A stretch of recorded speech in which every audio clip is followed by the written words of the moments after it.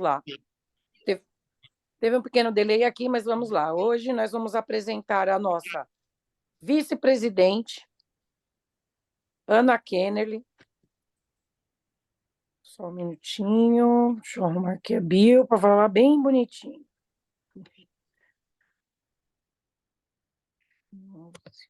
Vamos lá. Ana Kennerly, 36 anos, casada com Rylon e mãe do cachorro Flore. Advogada especialista em INSS, pós-graduada em Direito Previdenciário, graduanda em Direito Empresarial Previdenciário, membro da Comissão de Direito Previdenciário da OAB São Paulo e coordenadora adjunta da Subcomissão de Eventos da mesma comissão. Feminista e militante pelos direitos sociais. Ama aproveitar a vida de uma forma intensa e descomplicada. Algo que ninguém sabe, ela tem medo de aves. Chave para o sucesso, persistência e positividade. E é uma frase que ela leva sempre: plante seu jardim e decore sua alma, ao invés de esperar que lhe tragam flores. Frase de Shakespeare. Ana, seja muito bem-vinda. 7 minutos, a palavra é sua. Bom, vamos lá, que eu vou fazer toda a logística aqui só um minutinho. Bom, gente, vou falar um pouquinho hoje sobre gestão de afastados, é um trabalho aí do Previdenciário com a empresa, tá? Então, passando aqui, eu sou Ana Kennerly, essa é a minha família aqui em São Paulo, meu marido Ailo, cachorro e a minha sócia aí, doutora Renata Costa. O que nós fazemos no escritório? Tudo que é relacionado ao INSS, então a Previdência Social, né? Tanto o regime próprio como o regime geral. E hoje eu vou destacar a gestão de afastados, que é um trabalho feito com as empresas para gerir os benefícios por incapacidade das empresas. O que é essa gestão de afastados? É um mecanismo preventivo, né? Uma cultura da empresa para que ela minimize os danos causados pelo mau gerenciamento dos benefícios por incapacidade dos seus trabalhadores afastados. É feito por uma equipe multidisciplinar, onde o advogado previdenciarista especialista ali, ele é o elo entre o trabalhista e o tributário em tudo que é relacionado às demandas pertinentes do INSS. E o que é o limbo jurídico previdenciário? É quando o INSS atesta que o trabalhador ele está apto a voltar ao trabalho. Ou seja, o seu José passa numa perícia médica no INSS e o INSS fala ao seu José, o senhor não está incapaz ao trabalho, pode voltar a trabalhar. O seu José pega esse indeferimento do INSS, leva até a empresa, passa no médico da empresa e o médico da empresa atesta que não, seu José, o senhor não está apto a voltar a trabalhar, está incapacitado. No momento que o trabalhador ele fica sem o respaldo do INSS e sem o respaldo da empresa, é caracterizado o limbo. E de quem que é essa responsabilidade? Da empresa ou do INSS? Por mais que a empresa ela não participe ali da relação segurado-INSS, ela é responsável pelo ônus do INSS, porque o INSS ele tem fé pública. Então, teoricamente, se o INSS falou que esse funcionário ele estava apto, a empresa ela tem que seguir essa mesma ideia. Caso ela discorde, então ela que vai ser a responsável por ter discordado do INSS. E quais são os benefícios de fazer a gestão de afastados da sua empresa?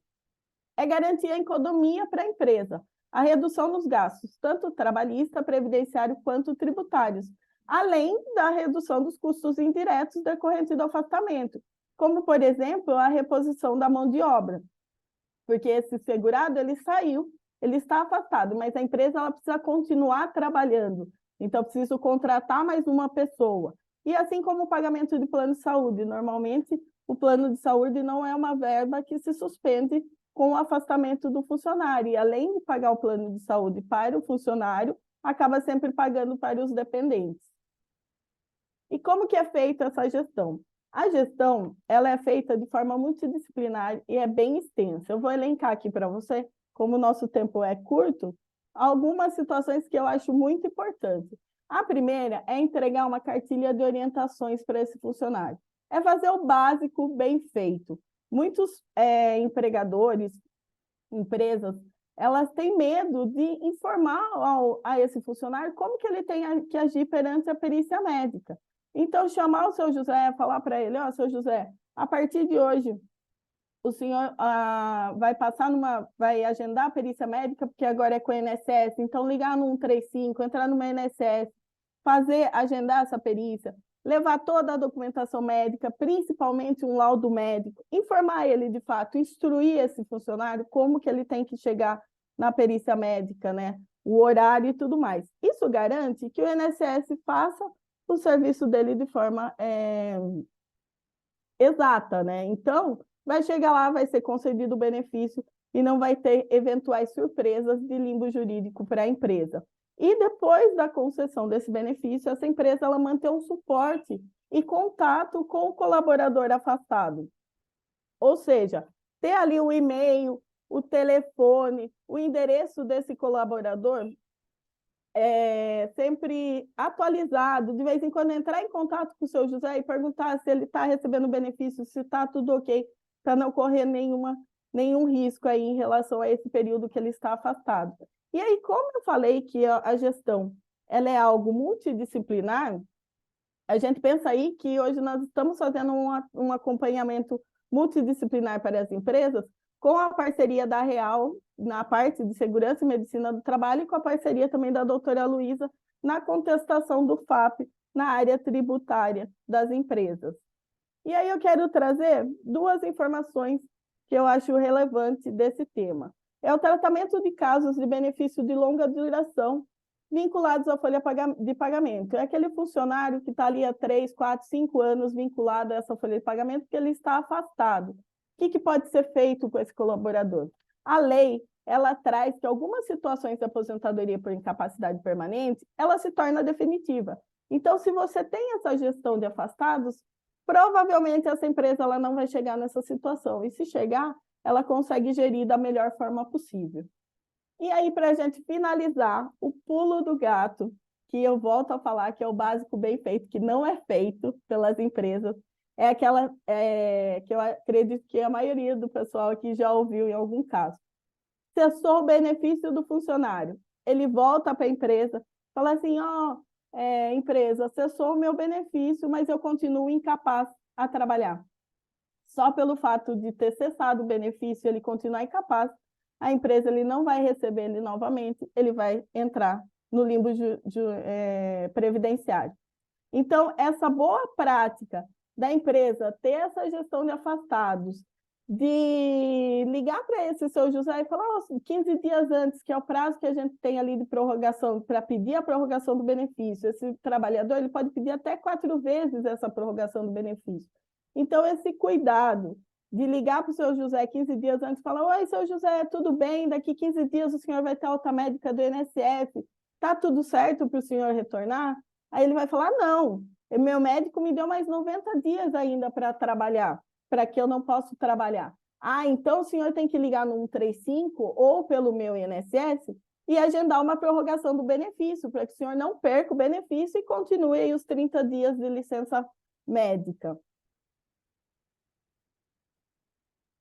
Então, é um assunto bem complexo, bem extenso. Eu quero falar um pouquinho mais nos próximos pitches aqui. Eu espero que tenha dado para pincelar um pouco.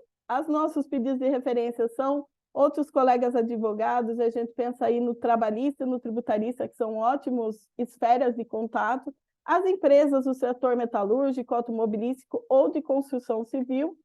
E aqui ficam os meus contatos para a gente agendar nosso 1-a-1 e eu consegui explicar um pouquinho mais o que é a gestão de afastados para as empresas.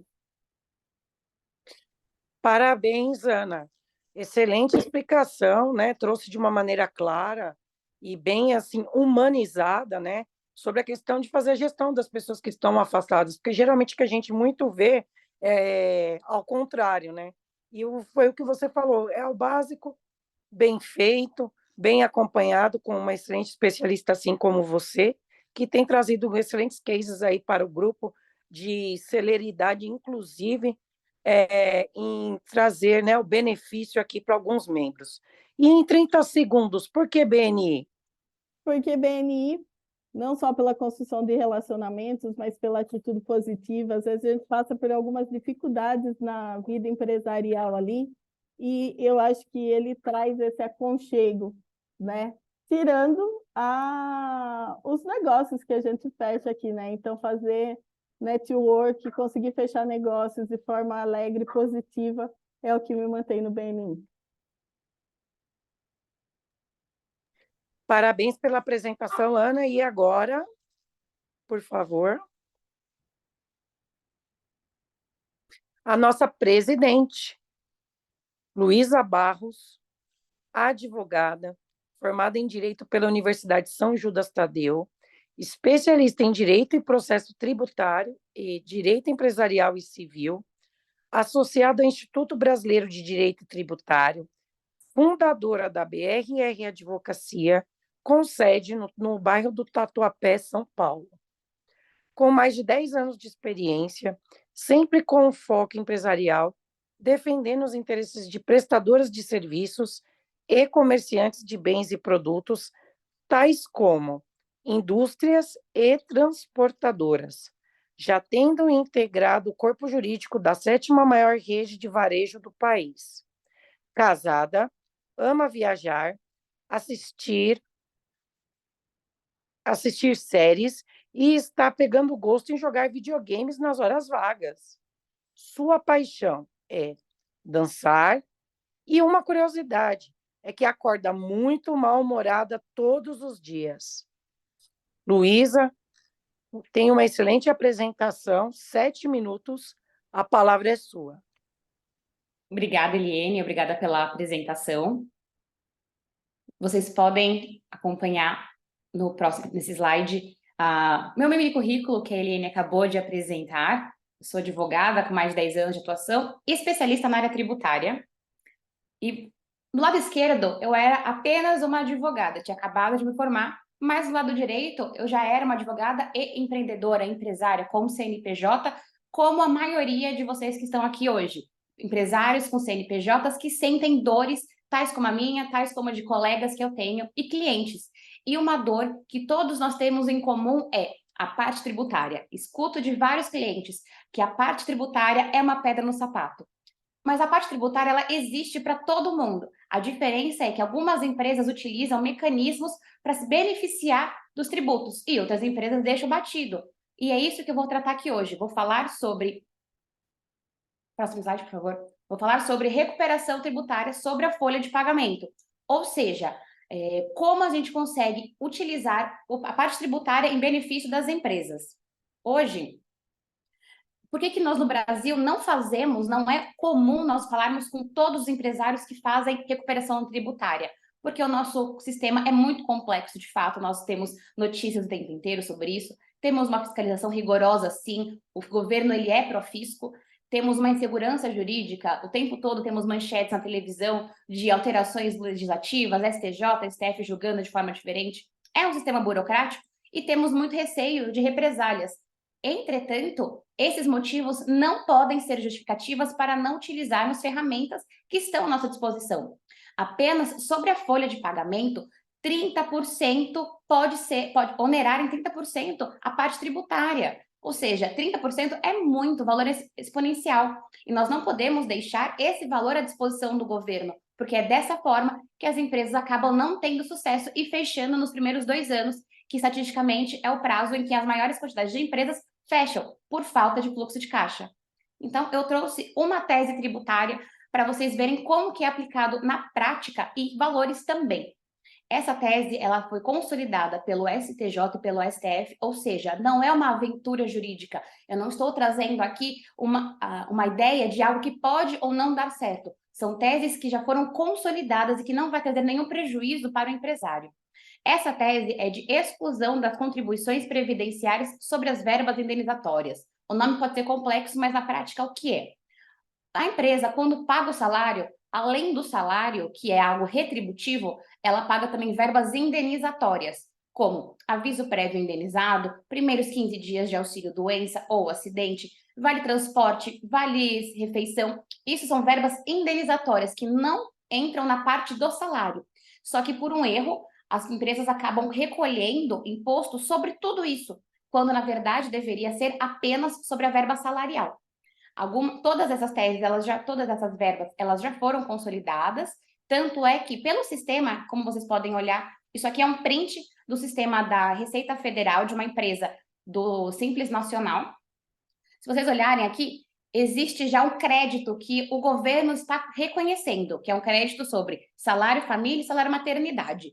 Então, a empresa vai deixar de recolher contribuições previdenciárias sobre essas duas verbas, salário família e salário maternidade. Só que se vocês olhassem no slide anterior, tem mais de 10 verbas indenizatórias. E hoje o governo ele só reconhece duas, então só duas ele dá de mão beijada. As outras 8, nós temos que recolher, nós temos que ir atrás e discutir judicialmente para poder conseguir reaver esse valor. E conseguimos reaver dos últimos 5 anos, devidamente atualizado pela Selic.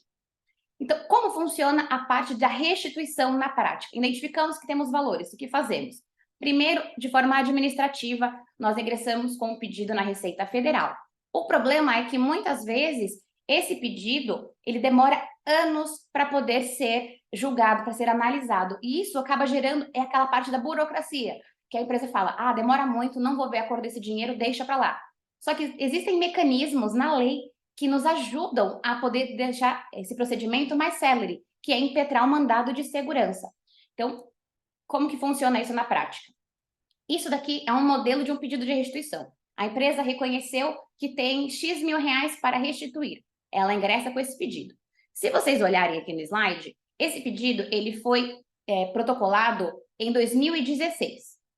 Agora, se vocês olharem nesse slide, isso aqui é a primeira decisão desse pedido de restituição, que foi de 17 de outubro de 2022, ou seja, demorou 5 anos para a Receita analisar aquele pedido de restituição da empresa. E é por isso que as empresas acabam, na prática, não querendo entrar nessa parte de não vou resolver, isso não resolve, isso demora. Só que aí, qual que é o pulo do gato que nem a Ana falou? Impetrar um mandado de segurança. Como que isso funciona?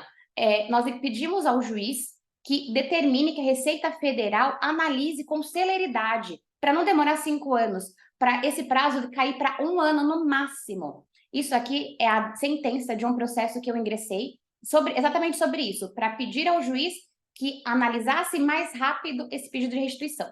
Vocês podem olhar aqui na sentença que foi determinado que a Receita, num prazo máximo de 30 dias, analisasse o pedido de restituição sob pena de multa diária de R$500.